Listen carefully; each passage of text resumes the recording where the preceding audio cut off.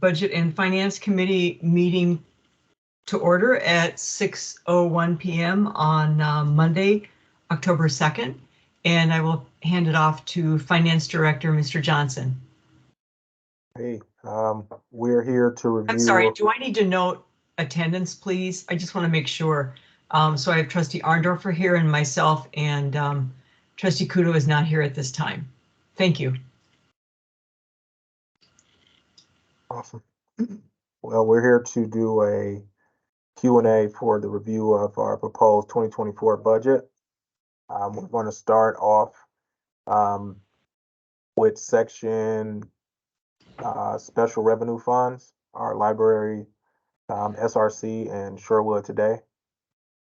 I'm going to interrupt you, George, because I would like to note that Trustee Kudo has joined us, and I believe I'd like to take the liberty of wishing you a happy birthday. If my sources are accurate. They are, and thank you.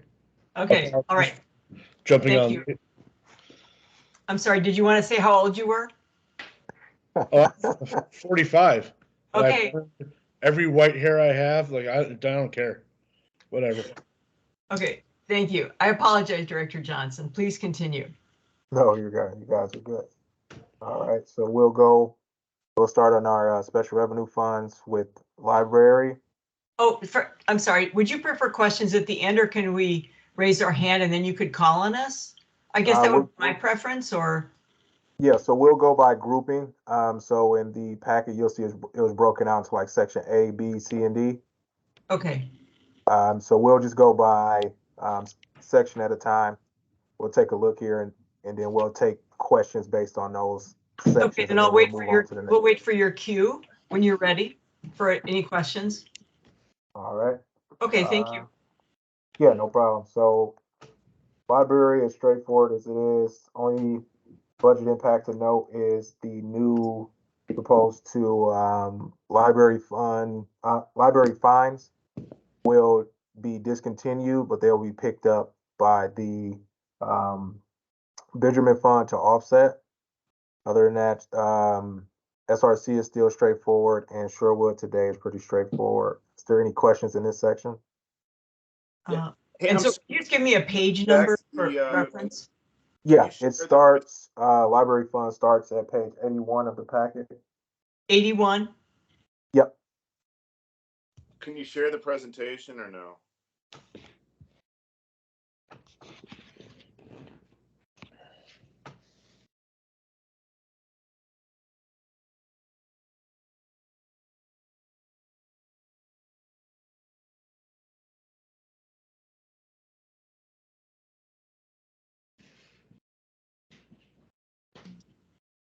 George, are you going to try to share the presentation on your end, or do you want, or share the budget? We're looking at the budget pages, Jim. So in the combined packet, where the library fund itself is on page 85 that I have. Were you looking for a PowerPoint? Oh, here we go.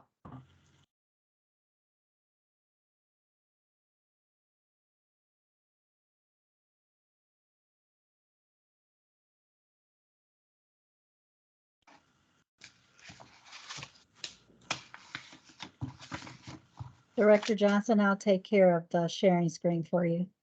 I appreciate it, Toya.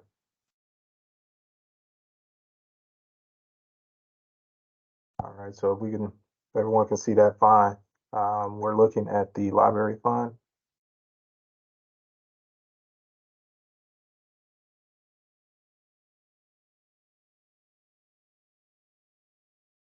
I have no questions at this time. Trustee Kudo or Trustee Arndorfer?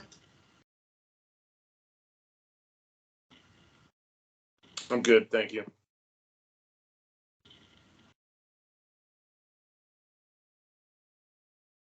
All right, and I think, President McCaig has her hand raised. Hi, I might have misheard, but are the library fines will be covered by the Lang bequests, right? And the Benjamin Fund is this SRC? yes, Lang. I meant Lang. It should be stated there. It should be a line. Yeah, It's definitely in the document. I thought I misheard during that. Thank you. Nope, appreciate it.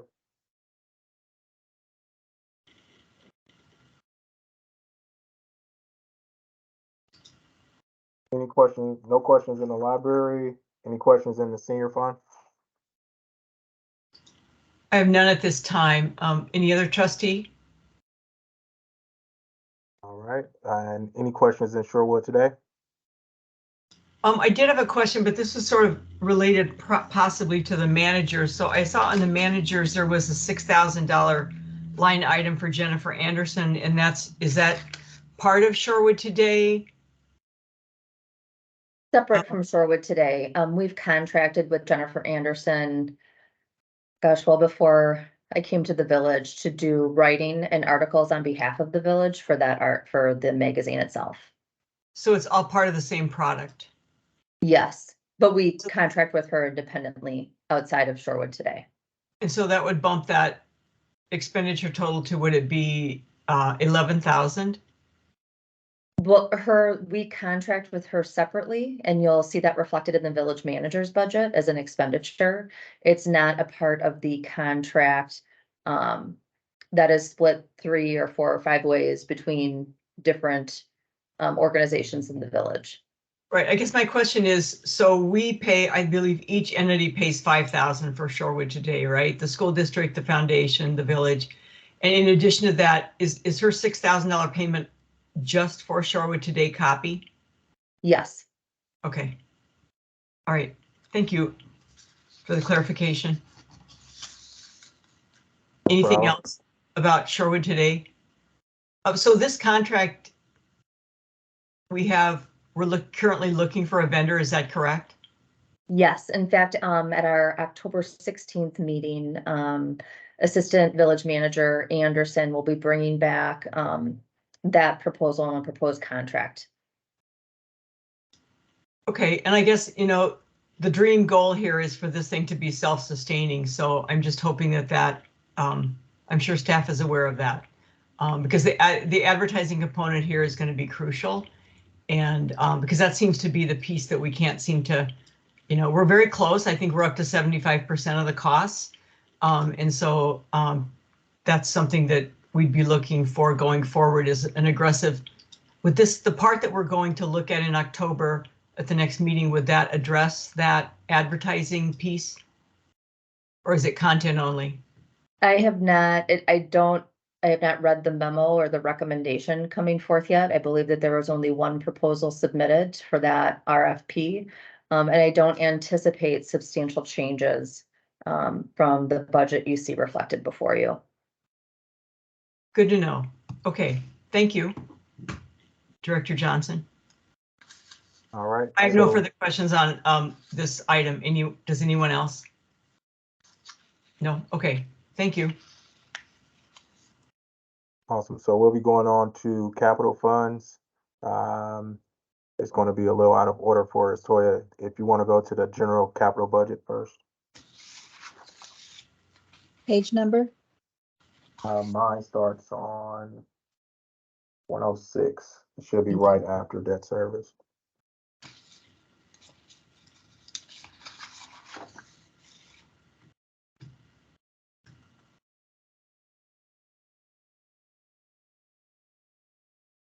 And so in the budget binder, can you direct what page would that be? George, Director Johnson, do you happen to have that? 1 second. I have page 109. 109. George, would you mind if I recapped just portions of my memo that the board got at the last meeting? Yeah, that's fine. Okay. As we discussed on September 18th, we had an unanticipated issue occur with the HVAC in the village center. Public Works has obtained quotes in the amount of $250,000 in which to replace that system. And so you will see that is the one really major project funded through the capital projects fund this year. There are other items that were submitted and not funded, which are also reflected on the list. And so as you look through these items, on the detail sheet, which starts on page 112, you'll see if there's a dash next to the item, it means that it was not funded in this proposed draft. However, we're going to be meeting next week to kind of do our wrap up with regards to the budget, and should the board desire to not make the full improvements to the library HVAC system and only fund 2 of the pumps in the amount of 40,000, they could continue to defer that cost for several years. If you'll recall, in the long-range plan, it was originally estimated for full replacement in 2027. So this is a move in the system. We also have a potential to borrow for that cost. So that's another strategic move that the village could make, and then make room for some additional funding within the capital project list.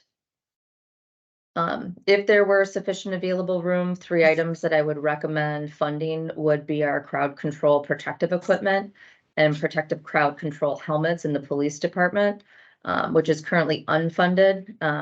It's a cost of, I believe, around a total of 23,000. With the upcoming RNC coming in 2024, just to be able to arm our department with the tools and the equipment necessary in order to provide crowd control. The second item would be $75,000. I'm sorry, can I just, Rebecca, I don't see, so you said where's the number for the crowd control? You said it was about 25,000 for crowd control, personal protective equipment, and the helmets? Correct. And you know what, Kathy, as I'm looking at this sheet, I have both a computer up in front of me and this sheet, and for some reason the cost isn't in there, but probably because it played into a formula. But the two, it's about $23,000. Okay, and above that is number, like a 3 priority morpho identification units. Correct. And That is actually going to be funded through our operational budget this year. So cross that off? Correct. Okay, so, and then the number 2 items priority wise are total of 23K? Yes. Okay, thank you. No problem. Then also just wanted to call to your attention one item that we did not include within our calculations yet, which was the EAB ash removal. If you'll recall, for the last, I want to say we're in our 3rd year of funding $75,000 worth of ash tree removal within the village, recognizing that it's going to take several years in order to eradicate the dead ash that we do have. So that is another item that, should the board consider, I'd like to see come back within the scope of the budget. So that should be a $75,000 under Parks and Forestry? Correct. Um, Actually under land improvements.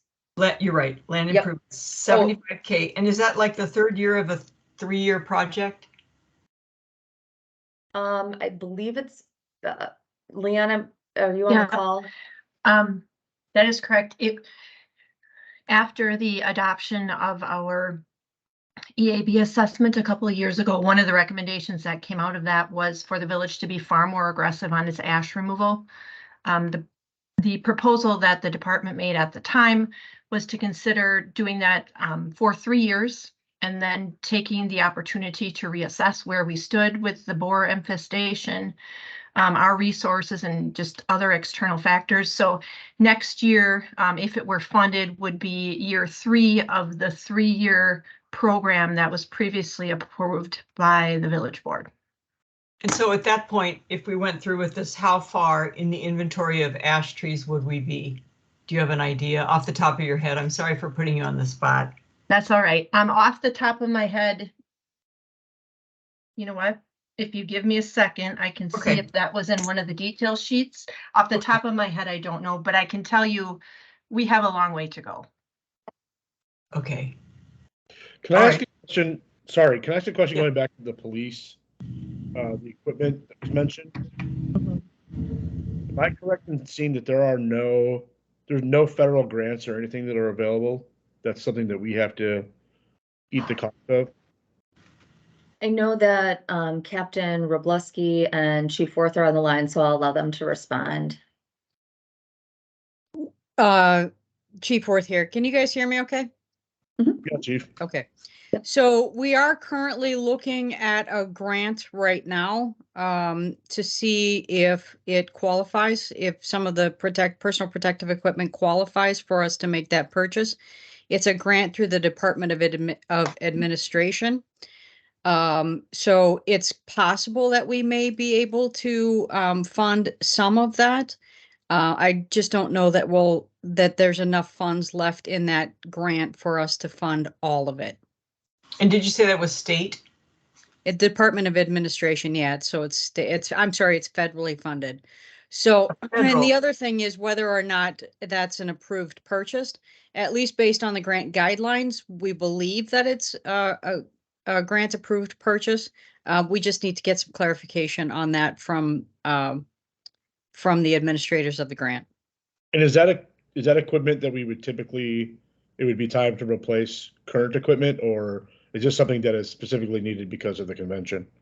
Well, there's two separate, so the crowd control personal protective equipment is the gear that we would use to outfit we have 4 team members that are specifically trained in crowd control and a part of the suburban MERT team, or the North Shore Mobile Incident Response Team. So fitting those 4 members for the crowd control gear is, I guess, above and beyond what we would do for all of our staff. And that's where the protective crowd control helmets come in. One of the things that we found from 2020 is that our officers were ill-equipped from some of the circumstances in 2020. So we would be looking to outfit all of our officers or all of our staff with the ballistic crowd control helmets, so that in the event that there is something that occurs during the Republican National Convention or any large disturbance or circumstance, that the officers at least have head coverings for personal protection. And I'll let Captain Robleski weigh in the event that I miss something.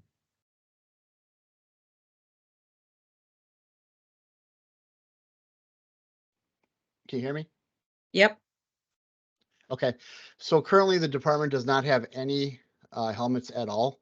The ones that we had were probably about minimum 20 years old, were completely in unserviceable condition. So those were all disposed of, and they were not a ballistic rated helmet. So currently we're looking at a ballistic rated helmet along with a polycarbonate face shield as well, which will at least provide the officers some protection if they're doing support duties, not really on a line or anything like that. But if we have a disturbance where rocks or bottles or things of that nature being thrown, at least we can protect their heads.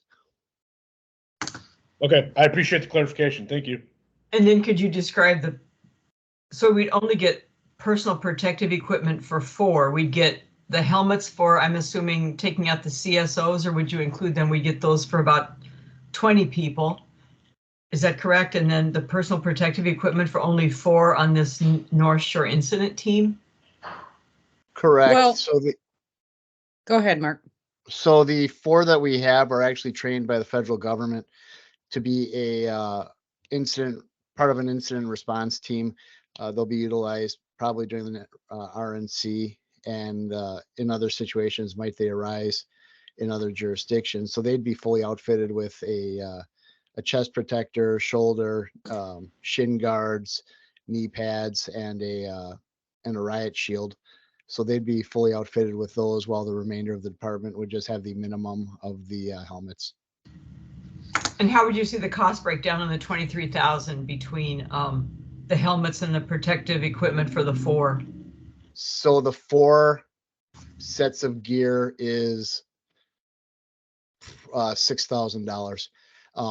The caveat to that is we did include 4 helmets in that 4 sets of gear.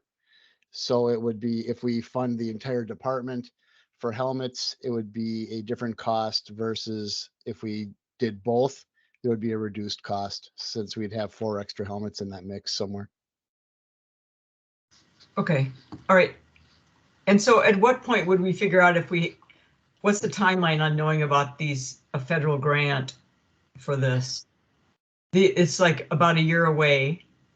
So the money that we have has to be spent this year. There's only as part of the grant, there's only like 20,000 left, and we have to submit the equipment for actual approval from the administration. So basically it's a crapshoot if they approve what we want to buy. So it would have to be something that we would have to have decided on by the end of this year. So just explain the timing for me. It's in our budget for 2024, but we think we could get a federal grant for, it sounds like almost the whole cost. It would probably be a portion of it. We're looking at possibly funding the 4 sets of gear fully.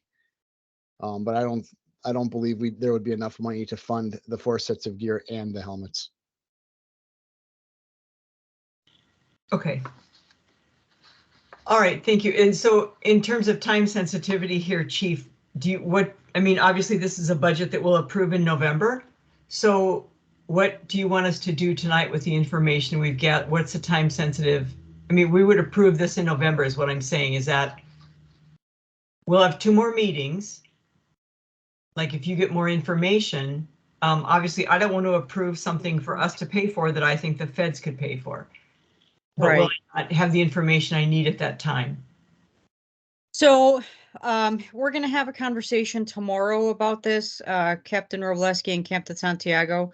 And my understanding about the grant is that we have to make the purchase and submit for reimbursement for the grant.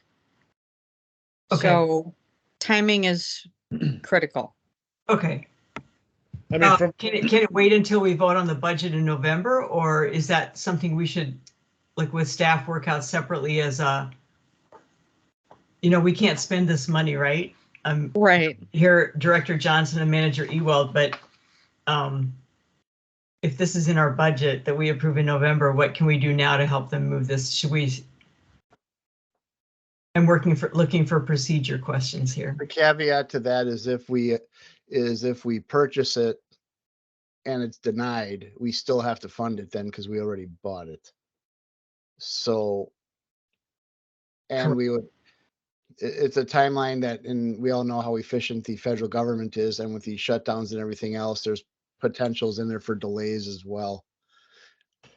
We could possibly order the items for next year, but we'll have to meet and see how this is going to play out. Trustee Kudo? I'm comfortable. We should have them regardless, right? The officers should have the protection they need regardless. So if it's a situation where we get reimbursed, great. If not, we still need to have our officers protected. So, I move forward with all the hope in the world that we'll get reimbursed, but it seems like a reasonable expense. I guess my question is, do we somehow pull this out of the budget process? Because this is for 2024 and it sounds like we need to commit now. And so that's my question, I guess, is capital reserves. I don't know. It sounds like we need to, I also would support this. And so I'm just wondering if this is something we should pull it out of the budget process and deal with differently. President Makakis, her hand raised. Yes, thank you. Might I suggest that I'm in support of the expense as well? And so if the feeling of the body is that we would support it regardless of reimbursement, perhaps to just move forward for this evening and make a note and ask staff to come back next week with any additional information and procedural guidelines if it should be handled as a special request for 2023 out of reserves.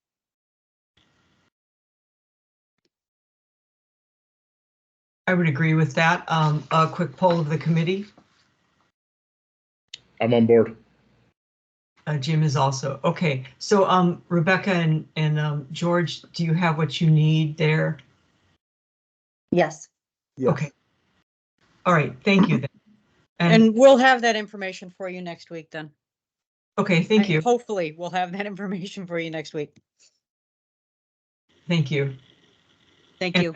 back to you, Director, let's see, I believe it was Manager Ewald or Director Johnson, whoever is, I lost my focus. You know what? I think Director Butchlick has an update for you on the EAB. Okay, thank you. Sure. We currently in our inventory have 1,185 ash trees. 850 of those are actively under treatment. The remainder is what we are trying to remove from the inventory on a proactive basis. When we get to that point, then we will talk about which trees can continue to take treatment, but at 75 a year, it's going to take a little bit to get 75,000, right? Yeah, and as it turns out, give or take, it's about $1,000 a diameter inch. So 75 trees roughly equates to 75,000. We've seen a little creep with inflation over the last year or two, like we have with everything. But yes, our target is between 70 and 75 trees for that $75,000. Okay. And so if we continue to fund in 2024 the 75,000, that gets us still over 1,000. That's correct. It would be just over 1,100. I don't know that you have seen them yet. Perhaps you have. My 2024 work plan includes a reassessment or revaluation of the ASH program and a review of where we are following this kind of 3-year mini plan that we had previously proposed.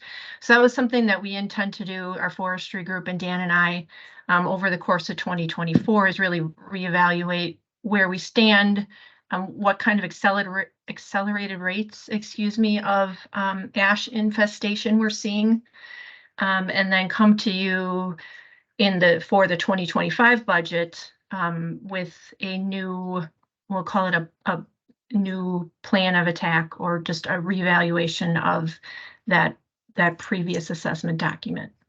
And then a quick question. So the Downer Avenue 2024 project and the Lake Drive 2025 project, what kind of number are those? Those are not in, because those are ash trees are coming down on those streets because of the reconstruction. So are those included in that one? Yeah. So the 1185 is our current inventory. So that's just the trees that exist. As you know, we're not removing trees during the Lake Drive program. In 2016, you may recall the village board approved an ash replacement program that removed ash trees under most conditions from infrastructure project areas. I think, though the board hasn't formally taken action on that, the sense that I get is that program has been suspended for Lake Drive, and we will not be actively removing those trees. We did a modified suspension of that for the first phase of the sewer program, simply because we had a relatively large number of trees that had to be removed for conflict reasons. And so we did not remove all of the ash we normally would have in phase 1. We do have ash proposed for removal in phase 2. And I don't have that exact number in front of me, but I think we may get to that a little bit later in the meeting. Okay, so I guess my point is, just as part of the regular construction projects here with Siaski or Southeast Sewer Project and Lake Drive, we are going to be removing trees anyway. No, actually, we are not. So we will not be removing ash trees as a part of the Lake Drive project. We will be removing some as part of next year's sewer project, but not an amount that I would say would make any kind of a dent in the 1185 number. Okay, so that's a big misunderstanding on my part, because when there was the Save the Trees effort by various residents, my understanding was that we were taking out all the ash. We're not taking out the ash. We are not, the state pledged that they would not be removing any trees as part of the project. And like I said, I don't believe the board took a formal action on that, but my read of that whole conversation was that the village itself would not be pursuing removal of trees as a part of the project. And so I just have to ask, it would seem to me to make sense if you're going all the way into the roadway as aggressively as we will be, why would we not, as much as it's going to change the appearance of the street, why would we not take out every ash tree on Lake Drive when we're redoing the street, or Downer? Is it just because the village will bear all that cost? Is that correct? Yes, the village would, if the tree is not in conflict on the Lake Drive project, the village would bear the cost of its removal if it's a discretionary removal. Ash trees would be considered discretionary removal. I think that the community voice was relatively loud as it related to ash trees and the Lake Drive project. But as I said, the village board did not take formal action to say that they would not pursue ash removals, though I think it's certainly WSDOT's understanding, and they've made that pledge that there will not be tree removals as a part of the project. Okay. I guess it would be interesting to know which trees we think would even survive that process. Because the width is staying the same.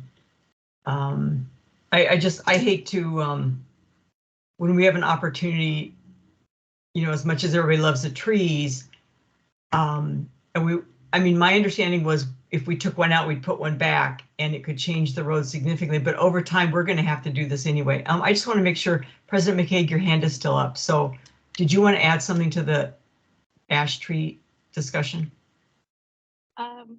No, I think I'm good on ash tree. I was in line to comment on other capital items when you're ready. Okay, I guess, does anyone else have questions at this point about the ash trees and Lake Drive specifically, or in general about emerald ash borer treatment and costs? I guess the big question coming for the budget is going to be, do we want to fund it for $75,000 in 2024? Is that correct, Director Butchlick? That is correct. And so when would you like direction from us or a consensus? I know I'm not on the committee, but will we take an official vote on this during the wrap up? Yes, Okay. a call will need to be made at that time. If there's comments or thoughts from the rest of the committee, and we're open to hearing them.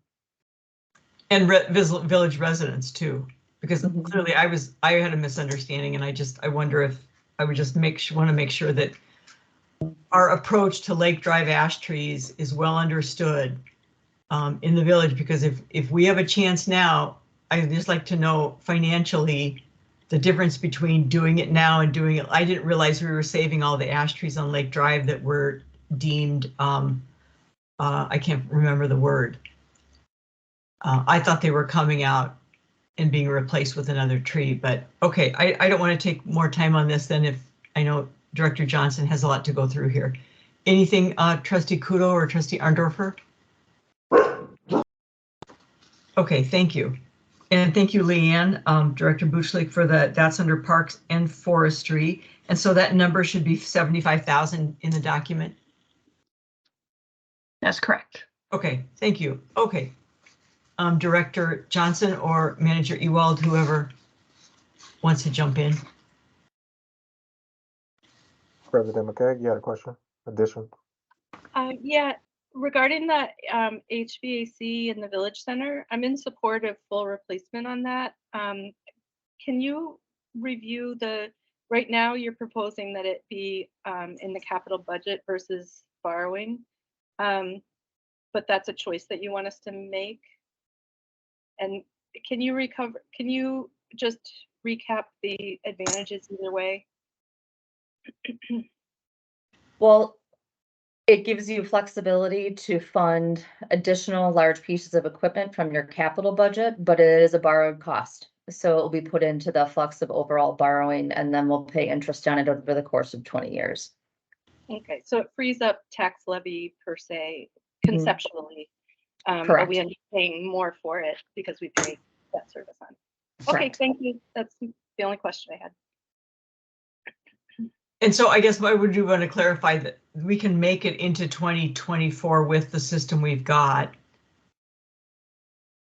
Because my understanding was it was pretty imminent, a need for something here. I mean, I don't want like standing water on the floor, but it sounded like it was more of an AC issue. Correct. And so if we were able to fund this in one way or another, bonding or cash flow beginning in January. And so this takes care of the system for the entire 2 stories. Is that correct? The 250,000? Correct. And then the lifespan on that, this is something that we have like is it like a residential? Or are we looking at a 20-year? My understanding and knowledge about the system is that in the past, they've been planned for within the LRP for 20 years. I know that Superintendent Dan Hine is on the phone if he'd like to add some clarification.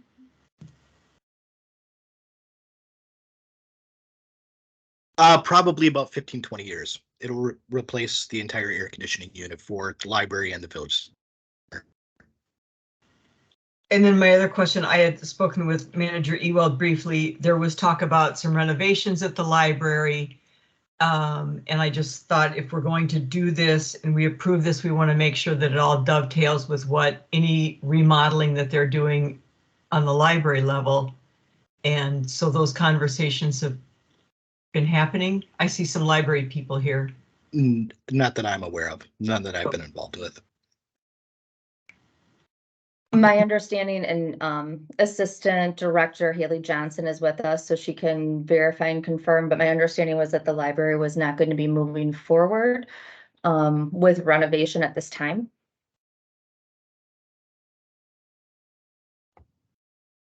Yeah, that's correct. The renovation's on pause right now. So. Okay, well, at any rate, I mean, the space, I would think the footprint is the same, the needs will be the same, and so if they change walls and spaces, it would be more of a question about directing the ductwork and, you know, working through those kinds of things. This seems to me to be the bigger picture piece. So as long as the library board is aware of that and staff. Okay, all right. I did see a question, a hand up from Barb Kiley Miller. Thank you. I noticed under the DPW items, there was the salt storage shed listed as a priority, but it could be deferred. So I'm not surprised it's a priority because I remember like 6 to 8 years ago, Leanne coming to the board saying we need a new salt storage shed. So my question is, if the renovation or the relocation of the DPW yard is deferred, then do we move this salt storage shed up higher as a priority? And if a new salt storage shed, say that 5 times quickly, could be reused if it's renovated or moved, or would it be kind of a lost cause if either of those things happen, relocation or renovation, if it's replaced now? Thank you. Okay, thank you. And I have to say, I don't have an amount for that. Could someone provide that? It's not on the. Yeah, there wasn't one listed. Director Bushlick, do you have a price or? I do. It was in our submitted budget. I don't recall what the number was. But I can tell you that the intent was not to build a permanent shed. It was to use what is typically referred to as a clear span building with a fabric cover as a temporary measure while the discussions regarding the Public Works Department facility continue. So it would not be reusable, but it would be a structure that with an intended, relatively short lifespan. And so would you put it on the site? Would you demolish the current one? We would Well, as the plan goes now, we would demolish the annex building, that building in the far northeast corner that is in disrepair, and regrade that area and then put the clear span building in that location. And then move the salt into it and then the current salt shed. If there's anything left standing after all the salt is removed supporting it, the rest of it would be demolished, yes. Okay, and so in this salt storage shed line item that I don't have a cost for, was the demolition of the annex in there? Dan, I Yes. believe it was, yes. Yes. Okay, so salt It would, storage requ- shed, it would be the demolition of the annex building, building a retaining wall, and the cost of the clear span building. okay, Estimated cost for that item was 200,000. okay. Yes, that is correct. And that includes all those three aspects. Yes. Yes, Demolition of the annex, the retaining wall construction, and the span building. Yes. Okay, thank you. And then that's the number 2 priority by staff. Okay, thank you. Thanks very much. Okay, Director Johnson, please, or Manager Ewald. All right. Any more questions in the capital budget section? I don't have any. Thank you. I just to get the full something with the prices in. I'm just wondering about the lead plow salt truck, and so will those be available? Are they available online? we'd be happy to provide them and follow up to the meeting. Okay, thank you. Director Johnson, did you need me to continue sharing? Yes, please. Okay. Just let me know which page. All right. If we're done with that section, we'll be going back to debt service. That is 91 for myself.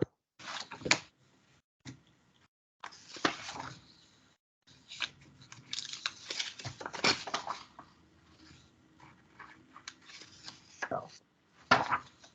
101, sorry.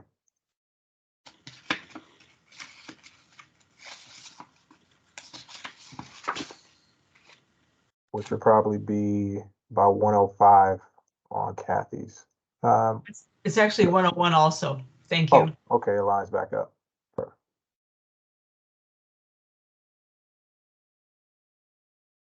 All right, looking at the debt service fund, is there any questions that you guys have?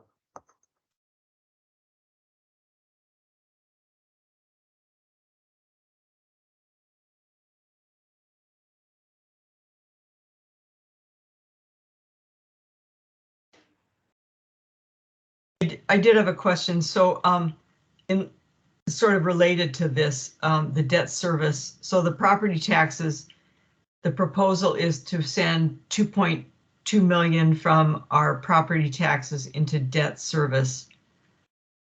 And in looking at, and I believe I had seen in previously in the somewhere in the document, it had said that this is just to cover debt costs for past construction. Is that correct?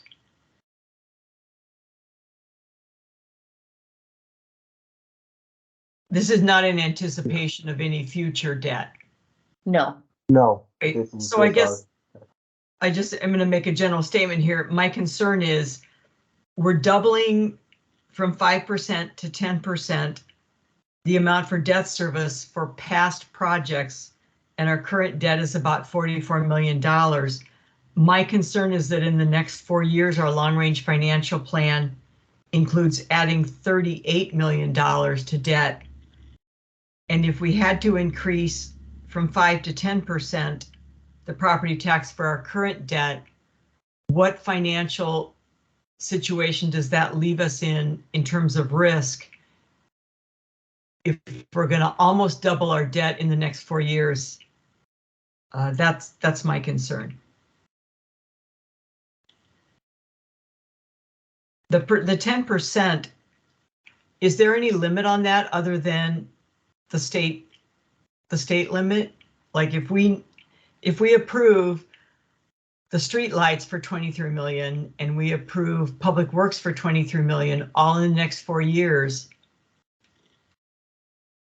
My question becomes, for future planning, this 10% of budget, what would that conceivably go to? And that's what I need to know to make a decision about the budget. I mean, obviously we have to pay the debts that we've taken out for sewer and roads and everything else. My concern becomes, how high can we go with that other than the state limit of, what is it, 5% of, I can't remember, but that's my concern about increasing the debt so much in 4 years. To percent of budget, it just, my question becomes, where do you leave your operations if you want to maintain services? Okay, thank you, George. Director Johnson, go ahead. Is there a question out there? I do see one hand up, but it's President McKay. Yes, I just wanted to say, to your point, Trustee Stokebrand, on page 100, it gives an overview of current debt and when they fall off. And so that was really helpful to review because that gives a little bit of a sense of the up and down that we can experience. Thank you for preparing that. Bro. All right, any other questions in this section here? No questions, but I do share a lot of the same concerns that Trustee Stokebrand mentioned. That's a large load of debt looking out in the future.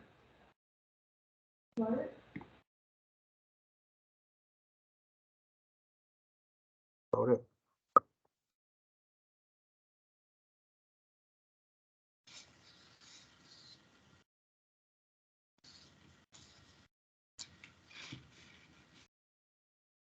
All right, sounds like we're out of questions in that area. We'll move on to the TID section.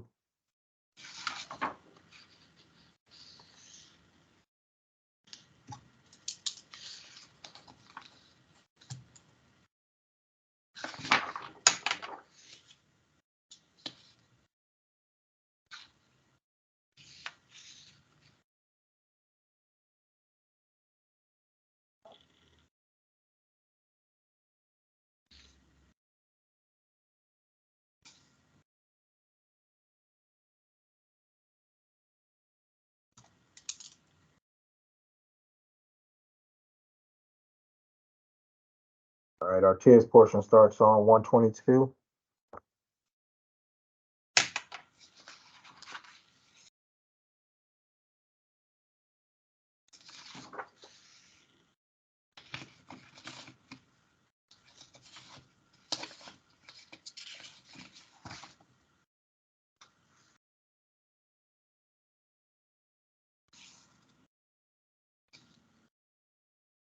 And is there any questions or concerns in this area for TID 3, 4, or 5? I did have a question on 3. So the anticipated close date is this 25?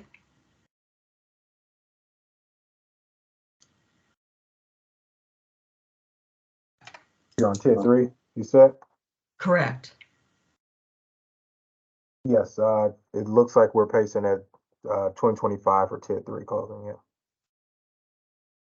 And so costs like, for example, in the accounts payable this week, we had some money for river landscaping stabilization or whatever.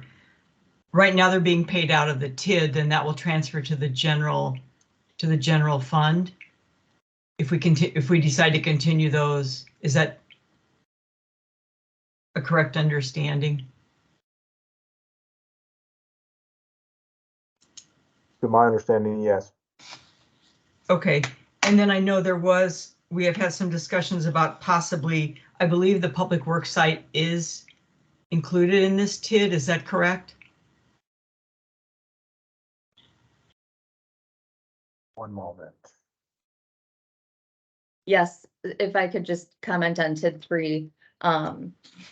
I I don't have the closure schedule in front of me, but I did not believe that it was forecasted to close before 2027. This TID does include the public works site.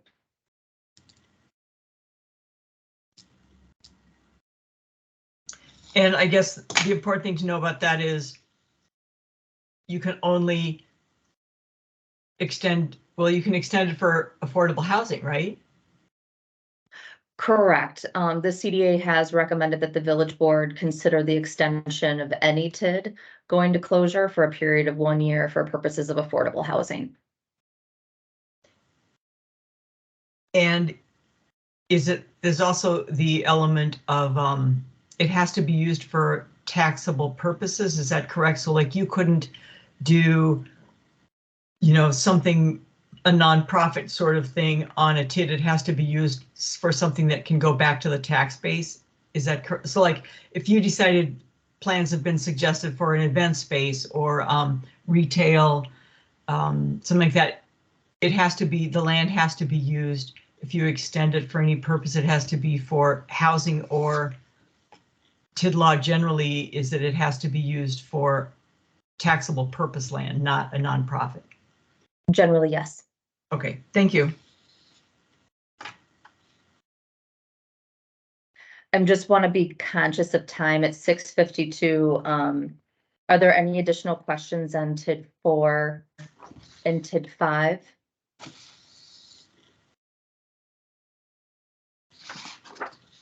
Trustee Kudos shaking his head no. No. I just want to be clear, TID 5, that's where we're using money to help pay for the reconstruction of North Oakland, correct? Correct. Yes. Okay, thank you. All right, we can move on forward to operating fund, general fund, department budgets. If you want to go by department, we'll be cycling back to page 36.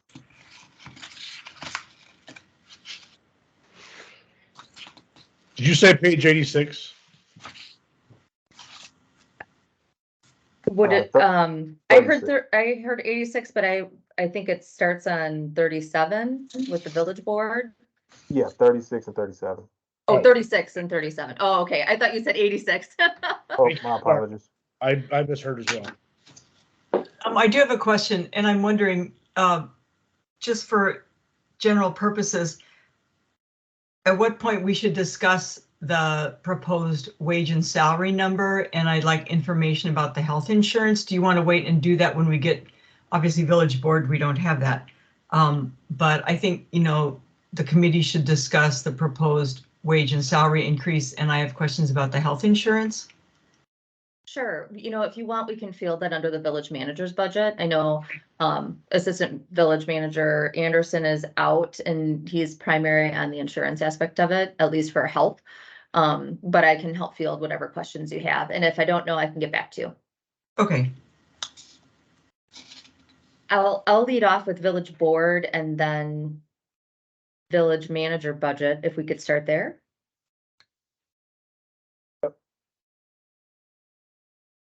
Within the scope of the village board budget, we did allocate 5,000 for EDI training.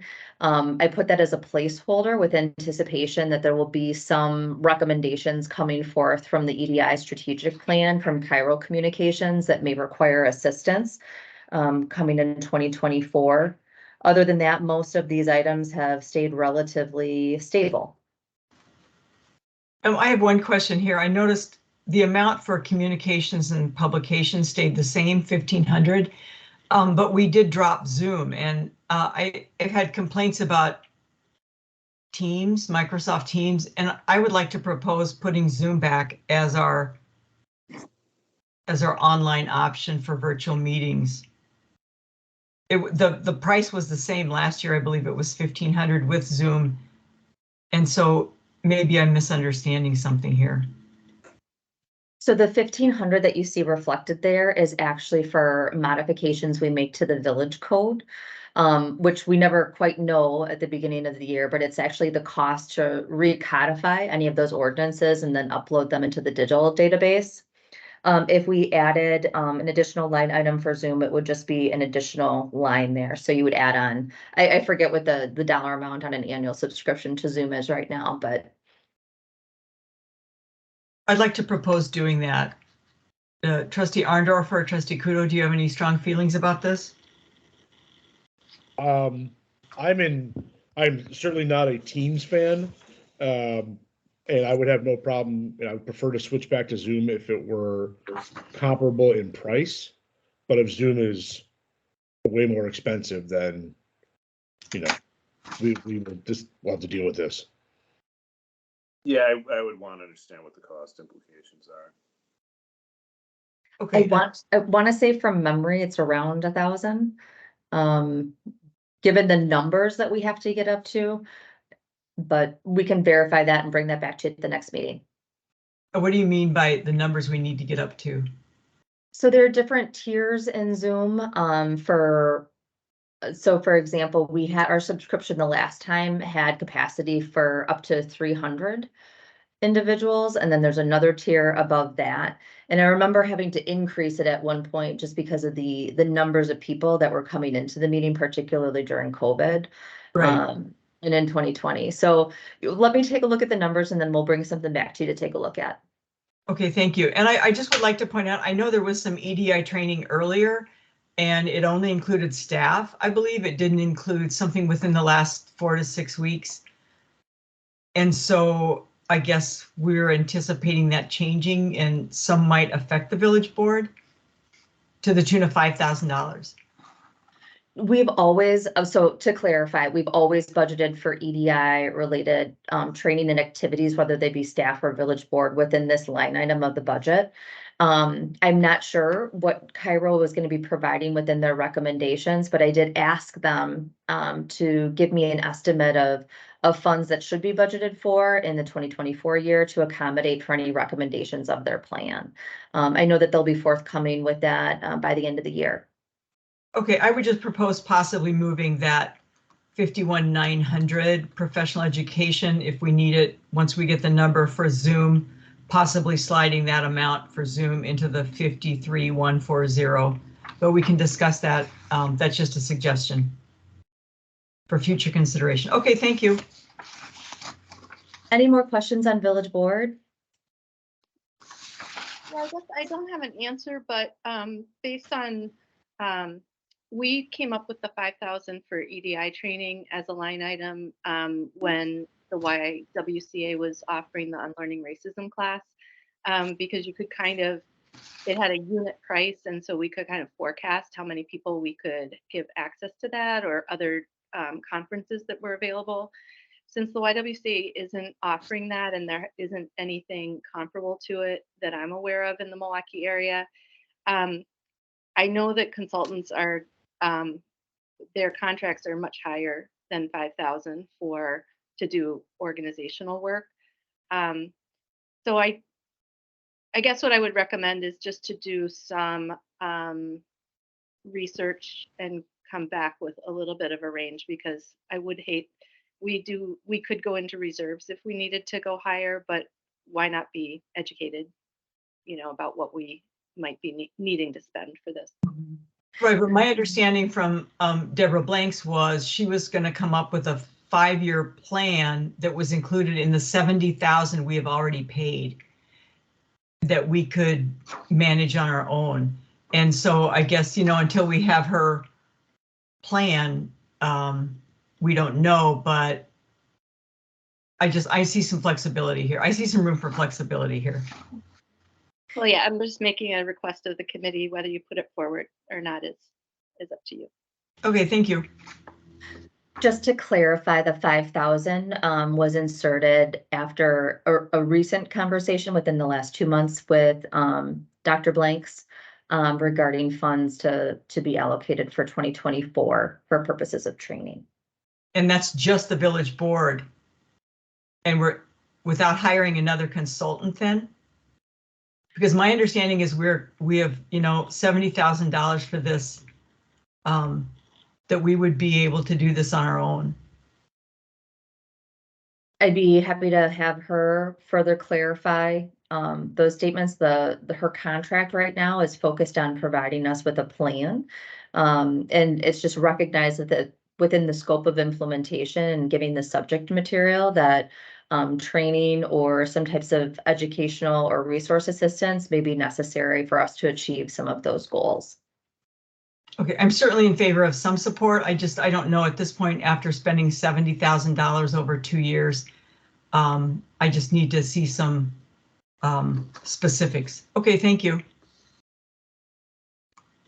Is there anything else within the village board budget? I did notice we're not going into, we usually go over the idea about a trustee increase in pay, and I didn't see anything this year. Mark, there usually was something. Is there any appetite? I personally think that it would be important for bringing in a broader base of people to serve on the village board. I understand it's a tight time financially. Anything from the committee? I mean, it's, even if we doubled it, which I'm opposed to, it's still not, you know what I mean? It's $2,000? I wouldn't be interested. It's 1,000, I believe. Right, but if we doubled it, it's 2. Like, I don't know that that's going to change the pool. Okay. That we're looking at. So I'm not in favor of a pay raise. Yeah, I don't have it. Okay, all right. We'll take that off the table. Thank you. And then I believe we are done with village board. Thank you. If we just want to go to the next page, which is municipal court, I don't know if the judge or the court clerk is on the phone for this, but I'm happy to address any questions that may come from this budget. It's relatively. I did have just one question on line item 52990, other service contracts and fees. The number is 5,299. And then when I looked, it looked like it was 650 on the additional page 41 of the budget. Yes, that was an error and it's been cited and corrected. It'll be on the. Okay, so that should be the lower number? Yes, it'll be the 650 that you see 650, on okay, the great. detailed page. Thank you. I have nothing else on municipal court. No. Thank you, village manager. Yes, so we can, if we want to move to that budget, I can entertain any questions. I think trustee Stokbrand at this point, so it's the time you'd like to discuss salaries and wages within the scope of the budget, and throughout we see a 3% increase on wages, which maintains consistency with our union agreement, but more than that is well below CPI, given the sharp increases in trends. All other items, you'll see and other service contracts and fees, you'll notice that, we're funding the university program through this budget. All other areas stayed relatively consistent. I thought that I did see that. I thought the salary and wages was 3.9. In the on page 7, salaries and wages expenditures by object, all funds. Oh, George, do you want to comment on that? That's a frequently asked question that we get. Okay. You said page 7? Page 7. Yeah, so the discrepancy in the 3.9 versus the overall 3%, that number is going to be based on where we were at last year's budget versus this year. That 3.9% factors in like annual increases and promotions and other salary bumps that happened throughout the course since that last budget. So that number isn't going to be a flat 3%. Okay, because so if you stayed in your same job, you will get a 3% raise with the Village of Shorewood. But if is that what you're saying? But if you got a promotion and you got the raise, it could average out to 3.9. Yeah, so total it's about 3.9 because you have some people who over the course of the year hit like a 10-year bonus where they hit that threshold. They've been here for 10 years, 15 years. So they have that increase on top of the 3% that everyone gets. So it sets that number a little higher than the 3% everyone gets. Okay, and then I guess fringe benefits on that page is 4.7, but I know in other places I saw health insurance was significantly higher. I believe Yes, it was and that, like 9%. yeah, so that total is, so we're increasing each department, but each department or each individual doesn't take out the same amount of benefits. So that number isn't going to be identical to what we're increasing, because it doesn't mean that someone's policy is going to actually be the same as the last person's policy. You got people replacing other employees. You got people changing their benefits from year over year. So that number isn't going to be a flat increase as what we're projecting to cover what they're going to say it's going to cost.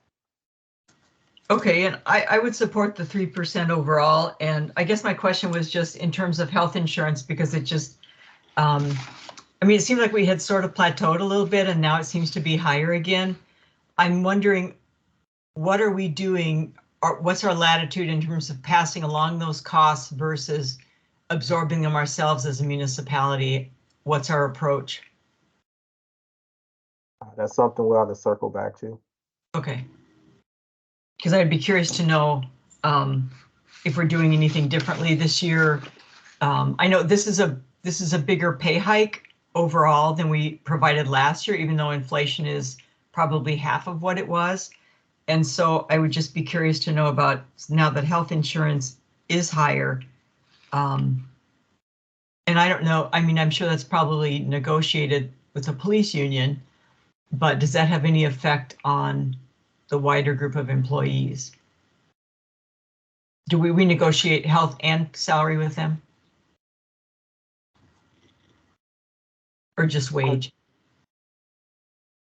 Are you saying, can we negotiate what health is going to cost us?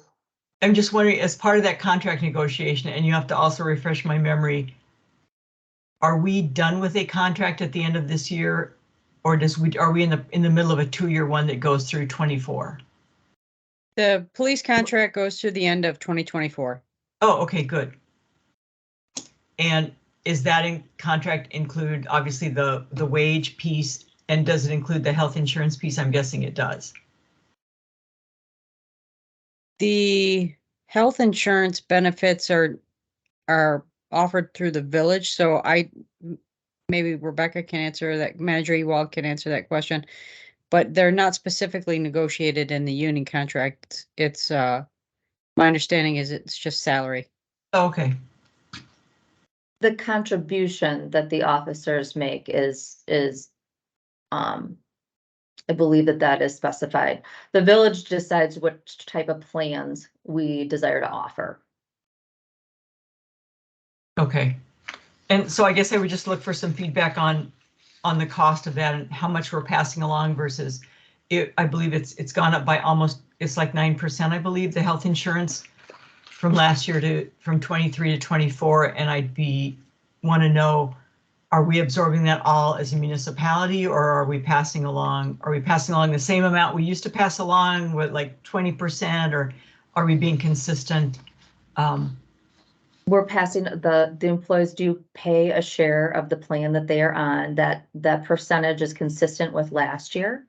In the year before that, we had kind of repackaged our wellness program for realignment.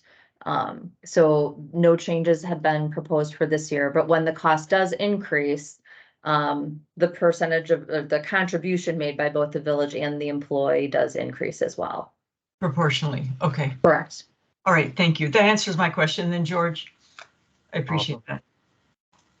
Okay. Thank you. So then you're on the village managers. What else did I see here? I'm sorry, what page was that? Page 44.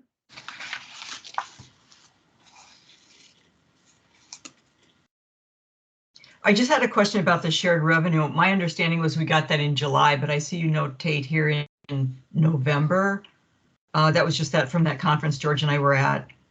Obviously, I'd rather see it in July, but if you've heard otherwise from the state, and I'm wondering, I'll let you answer that first. Shared revenue, that's got to be a pretty set.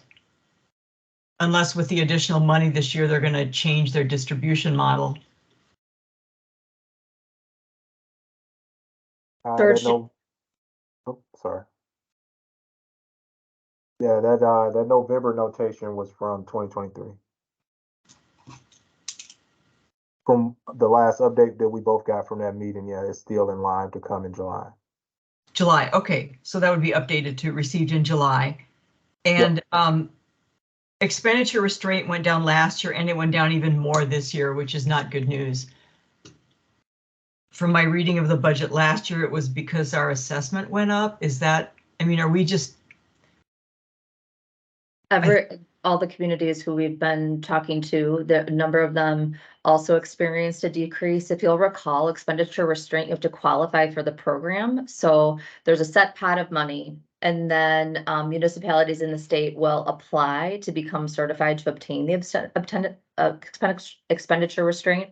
So there were the DO or the Department of Revenue had advised us this year that there were additional municipalities who were approved as a part of the program and then distributed payments. And so that's why communities has seen a decrease. This is also an estimate. So as you know, that our final numbers will be received, I believe in October. So it has nothing really to do with our spending, even though it's called expenditure restraint. It does. So if we spent less, could we get more? It's a, I wish I could say it's a simple formula, but it's not. Yeah. But it is formula based. The question to me is, what would we need to do? How painful could it be with our spending to try to get that money back? Because it's about $50,000 over the last 4 years. And is there someone at the state could advise us about that? I don't believe that it's funds that you will get back. Okay. All right. Is there anything we should know going forward to try to preserve the expenditure restraint that we have then? Correct. You know, our goal, and that's something that Director Johnson looks at, is, you know, our intention is to qualify for the program because we do receive a considerable sum to help offset our budget. And every year that's something that's evaluated within the scope of putting the budget together. Okay, so then George will have to tell us if there's something we could do to help us qualify for more expenditure restraint. I want to be able to make that decision. I want the number, amount, and, you know, Sure. recommendations from staff, what we could do to get it. Okay, thank you. Should we move on to the clerk's budget? Yes.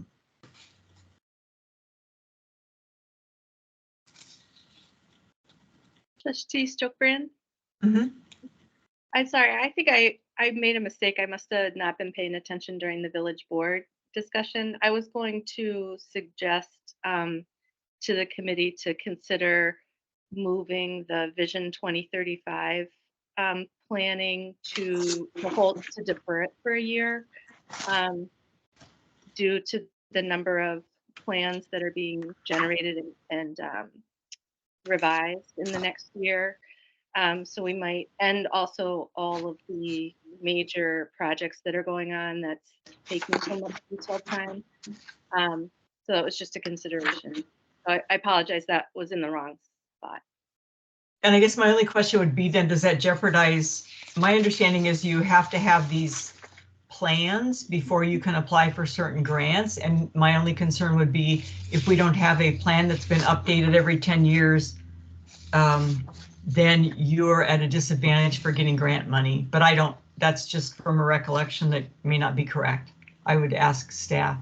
So that the timing of Vision 2035 is determined by the village and should not impact other funding sources. The one that drives that is typically the park and or the comprehensive park and open space plan. So if it's the board's pleasure to defer that for another year, that is completely within your purview. And I know Bart's not on the call, or he is there. I guess I would like to just hear his idea. I would be in favor of that if Director Griepentrag, please. Yeah, I'm actually not working on that plan. Assistant Oh. Village Manager Anderson is. I'm Okay. working on the bike and ped update. Okay. All right. Well, so maybe for the next meeting, if Assistant Manager Anderson is available, we could discuss that, but I would be open to that. Trustee Kudo? Trustee Arndorfer? I'd like to hear from the. Open for discussion? I would just like to hear from the Assistant Village Manager Anderson. So I just want to clarify something. Vision 3035 or 2035, that's what I'm working on. That's the one that I would recommend that if you choose to defer. But the other plan spoke about within the capital budget that relates to complete streets, park and open space, and Atwater, I would continue to maintain in the budget. My understanding is those are being done by staff, no? They are. If you'll see, there's a capital sheet. There are some expenses that we anticipate being included with that. Again, the plan that President McCaig is recommending for deferral would be Vision 2035.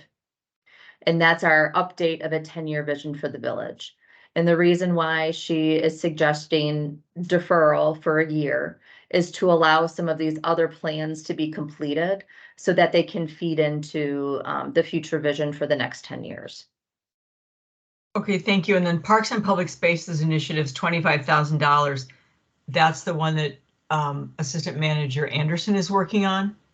Correct. It actually includes 3 different items. It includes the update of the open space plan. It includes the complete streets policy, and it includes the pathway design at Atwater Park.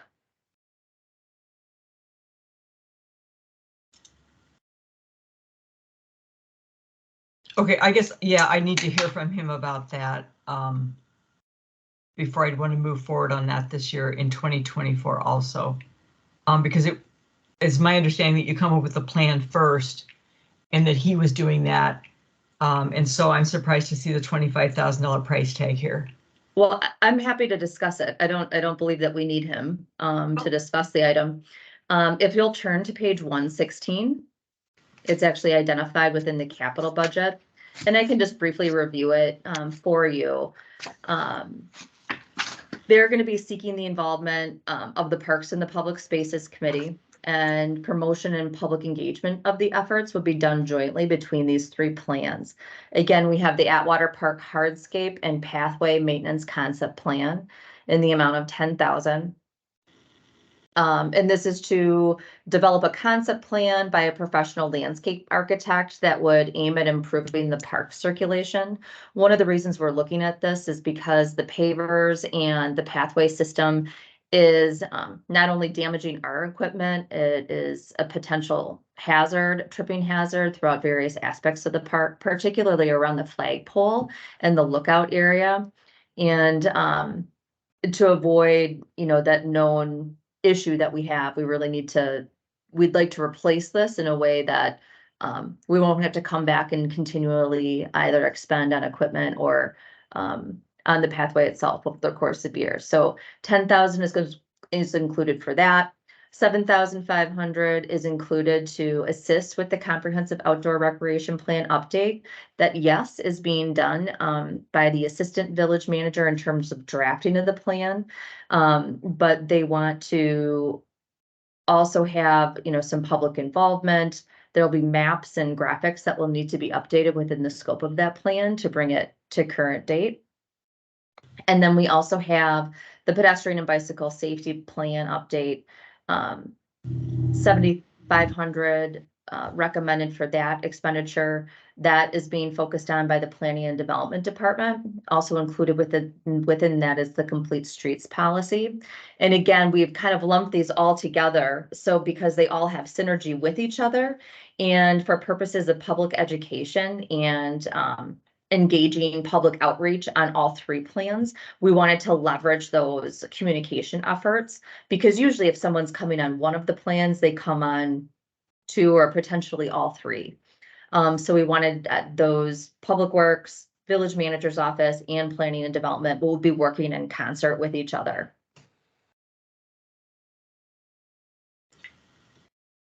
And how does this dovetail with the $5,000 we paid to Milwaukee County to help us with getting money for transportation, bike ped, and then whatever the stuff that you're also doing, Bart, with Murray Avenue and greenways and. Yep. Yeah, both of those are separate efforts. And so those are both run through the county. And so the village board has previously, I believe, committed to funding those on the matching levels that were requested. But that is separate from the general bike ped plan update. It is my intention to wrap those discussions and information and recommendations into the general village update so that they work hand in hand. But yes, those are all separate separate items. But the 2 that you referenced, the demonstration grants and the general transportation for all recommendation plans, those are separate, being led by the county. It just seems like a lot of planning for 1.5 square miles. I've got to say, the Atwater hardscape, I understand that some people could see there's a need. We had volunteers literally asking to put in a foot station, but because of miscommunication on costs with Public Works, they have walked away from it. So I would like to see us working with the private sector on this too, before committing $10,000. Like I said, I just see 25 plus the 2 county projects for planning. There seems to be some overlap. I guess I'm not ready to act on any of this. Trustee Kudo or Trustee Arndorfer? I'd rather wait as well.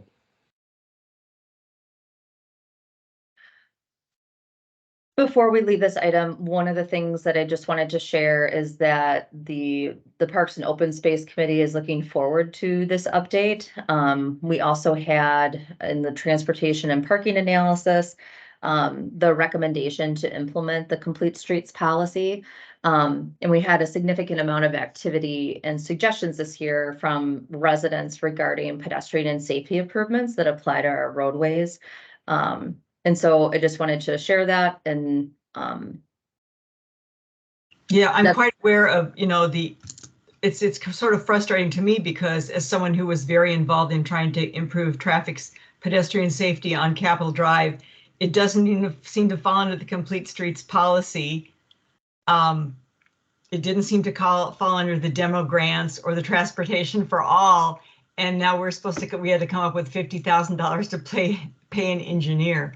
I see a lot of money here for consulting and engineers and layers of bureaucracy to get anything done that seems to be costing money. But I look, so if someone can tell me what I'm should see differently here, I welcome the input. Is the Complete Streets policy then different than transportation for all? And how, in what way? To the tune of $7,500? The Complete Streets policy is purely driven by the village. The transportation for all is a grant project facilitated by the Milwaukee County. And so locally, we look to update our bike ped plan, which I would argue is outdated and not up to current standards. So that $7,500 that has been outlined for that particular project would update the existing bike ped plan and develop a Complete Streets policy based off of the discussion and recommendations within that updated plan. So that component is completely village driven.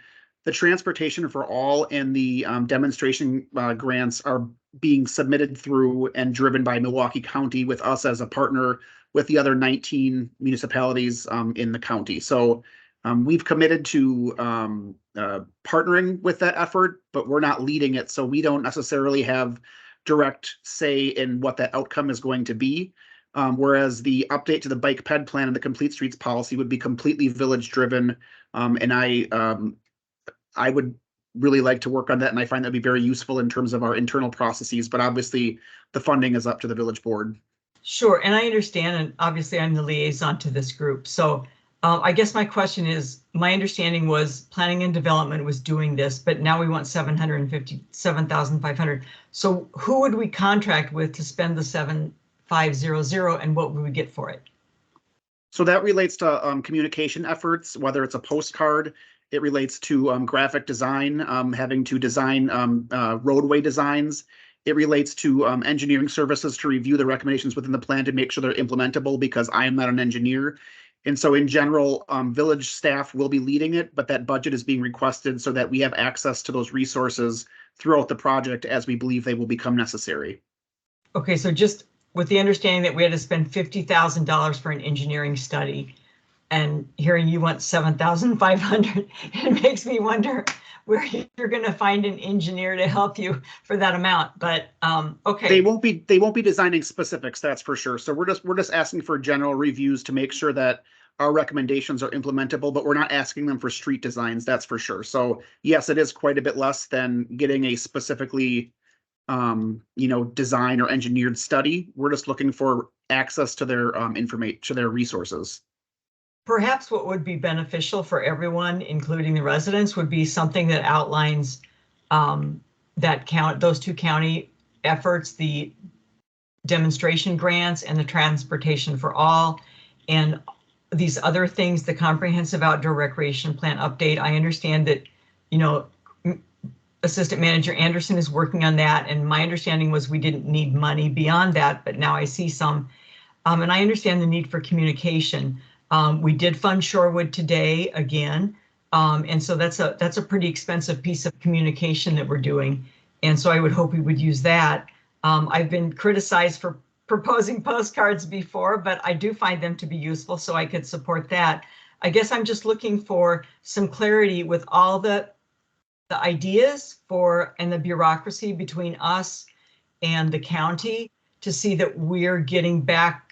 If I just feel like we've given the county money for these things, and I don't know if we're going to get anything that's going to have any meaning for us, and I hope we can. I guess at this point, does anyone have any more questions for? Obviously, we'll have to vote on this. I'm not ready to vote on this tonight. Trustee Arndorfer? Yeah, I would just like to bring this back for wrap up, and I don't think we were we voting on anything this evening? No.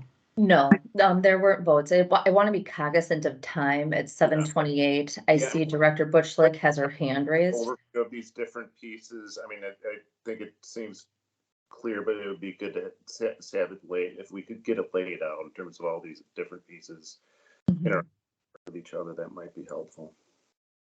So we have not concluded with the general review of the budget, where we'll be stopping. I think we're actually about to head to the clerk's item, and then we went back to capital budget. So we will need to resume with department leadership on next Monday, October 9th. Okay, I would like to hear Director Butchlick, please. Sure. Sure, I'll be real quick. I just wanted to point out that it's the department's intent for the 2025 capital budget to request funding to replace the hardscapes in Atwater Park. The area around the flagpole particularly is failing. It's damaging to our winter equipment. It poses a trip hazard liability for users of the park. So the intent was to determine what that layout should be. If the board chooses not to move ahead with that, that is perfectly fine. We will just replace all of the hardscape in its current configuration. Or we'll request funds to do so, I should say. Okay. So you would replace all, like the part that's pavers now, you wouldn't just put in concrete there? You'd stick with the same plan, the same footprint, right? The paths would be the same way. There's which are asphalt. Yes, if the board does not fund the redesign of the pathways, and that's been recommended in at least one previous park study, then yes, then we would just replace them in kind or at least in configuration, perhaps with different materials. The material would be determined at a later date. Okay, great, thank you.